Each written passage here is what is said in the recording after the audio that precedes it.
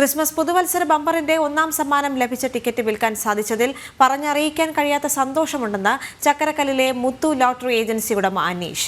മറ്റ് പല ലോട്ടറി ടിക്കറ്റുകളുടെയും ഒന്നാം സമ്മാനം അടിച്ചിട്ടുണ്ടെങ്കിലും ബമ്പർ സമ്മാനം അടിച്ചത് ആദ്യമായെന്നും അനീഷ് ജനം ടിവിയോട് പറഞ്ഞു.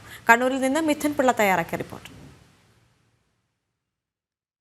20 കോടിയുടെ ബമ്പർ അടിച്ചിരിക്കുന്നത് കണ്ണൂർ സ്വദേശിക്കാണെന്ന് ഉറപ്പായിരിക്കുന്നു. അത് ഇരിട്ടി സ്വദേശിയാണെന്ന് ഏകദേശം തീരുമാനമായിരിക്കുകയാണ്. നമ്മളിപ്പോൾ നിൽക്കുന്നത് ചക്കരക്കല്ലിലെ ഈ ടിക്കറ്റ് വിറ്റ മുത്തു ഏജൻസിയിലാണ്.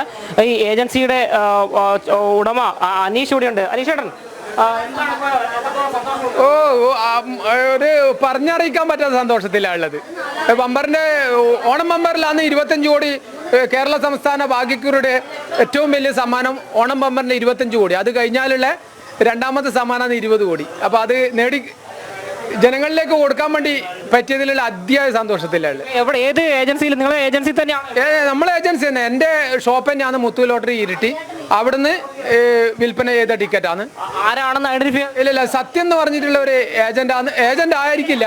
പക്ഷേ നമ്മൾ സ്ഥിര ഏജന്റ് അല്ല. ഒരു 10 ടിക്കറ്റ് എടുത്ത സ്വന്തം പരീക്ഷിക്കാൻ വേണ്ടിയിട്ടുള്ള എടുത്തതായിരിക്കാനാ സാധ്യത. കൂടുതൽ ഡീറ്റെയിൽസ് നിലവിൽ അറിയില്ല. ഇതിന് മുന്നേ ഇത്തരത്തിൽ സമ്മാനം ഒന്നാം സമ്മാനം നിരവധി തവണ അടിച്ചിട്ടുണ്ട്. പക്ഷെ ബമ്പറിന്റെ രണ്ടാം സമ്മാനം 1,50,00,000 നിരവധി തവണ അടിച്ചിട്ട് ബമ്പറിന്റെ ഒന്നാം സമ്മാനം ആദ്യമായിട്ട് 1 കോടിക്ക് മുകളിലുള്ള സമ്മാനം ആദ്യമായിട്ടാണ്. എത്രത്തോളം നല്ല സന്തോഷത്തിൽ പറഞ്ഞറിയിക്കാൻ പറ്റാത്ത സന്തോഷം. ഭയങ്കര സന്തോഷം. അനീഷേട്ടനപ്പോ വിളിച്ച് അപ്പൊ അനീഷേട്ടൻ ഞാൻ എവിടെ ഉണ്ടായിരുന്നു, അനീഷേട്ടൻ ഉണ്ടായില്ല. അപ്പൊ അനീഷേട്ടൻ വിളിച്ച് ഇങ്ങനെ നമുക്കാന്ന് തോന്നുന്നു പ്രൈസ് എന്നിട്ട് അപ്പൊ നോക്കി ഇതിലേക്ക് നോക്കുമ്പോ കണ്ണൂർ ഇരിട്ടിയിലാണ് ഈ ഒന്നാം സമ്മാനം അടിച്ചിരിക്കുന്ന വിവരമാണ് ഇപ്പോൾ പുറത്തു വന്നിരിക്കുന്നത്.